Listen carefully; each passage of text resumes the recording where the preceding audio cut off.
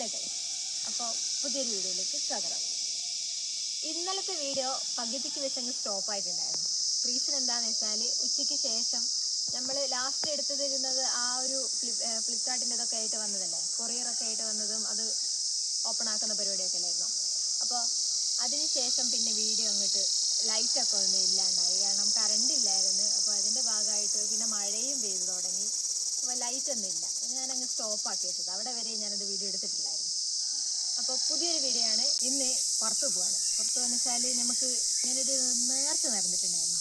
അപ്പം ഒന്ന് കല്ലറ മുത്തപ്പൻ്റെ അടുത്ത് വീട്ടൊന്ന് വരാം, നേർച്ച വീട്ടും കൂടെ ചെയ്യാം. ഫ്രണ്ട്സിൻ്റെ കൂടെ കുറച്ച് കറക്കവും പിന്നെ കുറച്ച് അമ്പല ദർശനമൊക്കെ ആവാം. അപ്പോൾ ഗൈസ്, ഡ്രസ്സ് ചേഞ്ച് ചെയ്തു, കുളിച്ചു ഡ്രസ്സ് ചേഞ്ച് ചെയ്തു. ഇനി അടുത്തെന്ന് വെച്ചാൽ വലിയ രീതിക്കുള്ള ആർഭാടപരമായിട്ടുള്ള മേക്കപ്പ് ഒന്നുമില്ല. ജസ്റ്റ് ഒന്ന് മോയ്സ്ചർ ഇടുന്നു, കണ്ണെഴുതുന്നു, ലിപ്സ്റ്റിക് ഇടുന്നു. ലിപ്സ്റ്റിക് മസ്റ്റ് സാധനം, അതില്ലാണ്ട് നമുക്ക് ഇറങ്ങി പോകാനേ തോന്നില്ല. അപ്പം ഈ 2-3 ചടങ്ങുകൾ മാത്രം. മോയ്സ്ചർ വലിയ രീതിക്ക് ഞാൻ പറഞ്ഞില്ല, എനിക്കധികം മേക്കപ്പിനോട് അധികം താല്പര്യമില്ലാത്തൊരിതാണ് ഞാൻ. അതുകൊണ്ട് ഇങ്ങനെ കഷ്ടപ്പെട്ടിട്ട് ഇതൊക്കെ ഇടുന്നത്. മോയ്സ്ചർ മാത്രം ചെറുതായി തന്നിട്ട് കൊടുക്കും, വേറെ ഒന്നും ഇതുവരെ ഇട്ട് തുടങ്ങിയിട്ടില്ല. ഈ കൊടി ഇട്ട് തുടങ്ങുന്നത് വെച്ചാൽ സൺസ്ക്രീൻ ഇടായിരുന്നു പണ്ട്, പിന്നെ അതൊന്ന് നിർത്തി. എല്ലാം എൻ്റെ മൂഡ് പോലെയാണേ ഗൈസ്, എല്ലാം എൻ്റെ മൂഡ്, എനിക്ക് തോന്നുന്ന പോലെ. മോയ്സ്ചർ ഇടണമെന്ന് തോന്നിയാൽ ഞാൻ മോയ്സ്ചർ ഇടും, ചിലപ്പോൾ അത് ഇടില്ല. സൺസ്ക്രീൻ ഇടണമെന്ന് തോന്നിയാൽ ചിലപ്പോൾ സൺസ്ക്രീൻ ഇടും.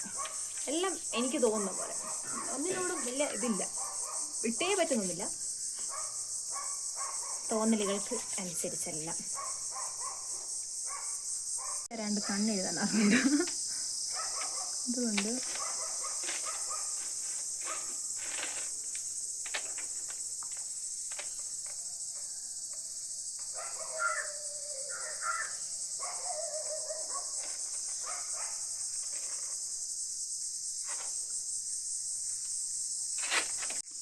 എഴുതിയിട്ടുണ്ട്, കുഴപ്പമില്ലാന്ന് തോന്നുന്നു. പിന്നെ നേരെയില്ല ഗൈസ്, കാരണം ഇവിടെ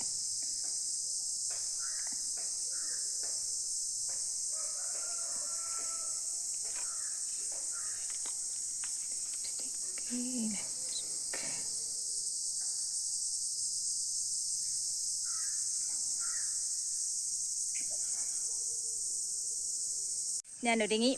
ഇനി നമുക്ക് പോയിട്ട് ജീപ്പ് പിടിക്കണം. ഇപ്പോൾ ജീപ്പ് പിടിച്ചിട്ട് വേണം എന്താക്കാൻ, തൊട്ടിൽപ്പാലെത്താൻ. അവിടെ നിന്ന് വേണം ബസ് കയറാൻ. ഇപ്പം ജീപ്പിനായിട്ട് ഓടണം. 9:15 ജീപ്പ്.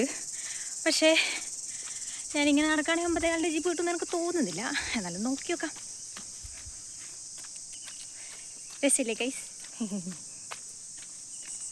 അങ്ങനെ ഗൈസ്, ഞാൻ ബസ് കയറി പെരിങ്ങത്തൂരെത്തി. പിള്ളേർ വന്ന് അവിടെ നിന്ന് ഒരു ഓട്ടോ കൂട്ടിയിട്ട് വേണം അവളുടെ വീട്ടിലേക്ക് പോകാൻ. അപ്പോൾ ആ ഓട്ടോ കയറി. ഒരു 3 ദിവസത്തിന് ശേഷം കാണുന്ന എല്ലാ എക്സൈറ്റ്മെൻറ്റും ഞങ്ങൾക്ക് ഉണ്ടായിരുന്നു. പിന്നെ ഓട്ടോ ഇറങ്ങി, കുറച്ച് നടക്കാനുണ്ടായിരുന്നു.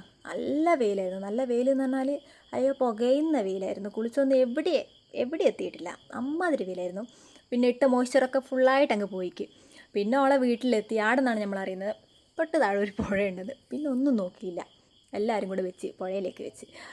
പുഴ അടിപൊളി വ്യൂ ആയിരുന്നു ഗൈസ്. അടിപൊളി വ്യൂ എന്ന് പറഞ്ഞാൽ അടിപൊളി വ്യൂ. നമുക്കൊരു ഫോട്ടോഷൂട്ടിനൊക്കെ പറ്റിയതും ഒക്കെ സെറ്റ് വ്യൂ കിട്ടുന്നത്. ഈവനിങ് ഒക്കെയാണ് അടിപൊളി. നട്ടുച്ചയായതുകൊണ്ട് സൂര്യേട്ടൻ അങ്ങ് തലേൻ്റെ മുകളിലായിരുന്നു. അതുകൊണ്ട് ഫുൾ വെയിൽ ഞങ്ങൾ തന്നെ അങ്ങ് കൊണ്ടുക്ക്. പിന്നെ ആദ്യം പോയിടത്തിൽ നമുക്ക് ഇരിക്കാനുള്ള സൗകര്യമൊന്നും ഇല്ലായിരുന്നു. അപ്പോൾ പിന്നെയും നടന്ന് അത് ആ ഒരു യാത്ര കല്ലും മുള്ളും എന്നൊക്കെ പറയില്ലേ, അതുപോലത്തെ ഒരു കഠിനമായിട്ടുള്ള യാത്രയായിരുന്നു. ഫുൾ മുള്ള്, അങ്ങോട്ടും ഇങ്ങോട്ടും തിരിഞ്ഞ മുള്ള്, ആ ലെവലിലാണ് നടന്നത്. കുറേ കയ്യും കാലും മേലൊക്കെ കയറിയിട്ടുണ്ട്. ഡ്രസ്സൊക്കെ കുറച്ച് പിഞ്ചൊക്കെ ചെയ്തിട്ടുണ്ട്. നിങ്ങൾക്ക് കാണുമ്പോൾ മനസ്സിലാവും എങ്ങനെയൊക്കെയാണ് ഞങ്ങളിതിൻ്റെ അപ്പുറത്തേക്ക് എത്തുന്നതെന്ന്. പിന്നെ പാറ കാലൊന്ന് തെന്നിയ വെള്ളത്തിൽ, നല്ല ആഴമുള്ള പുഴയാണ്.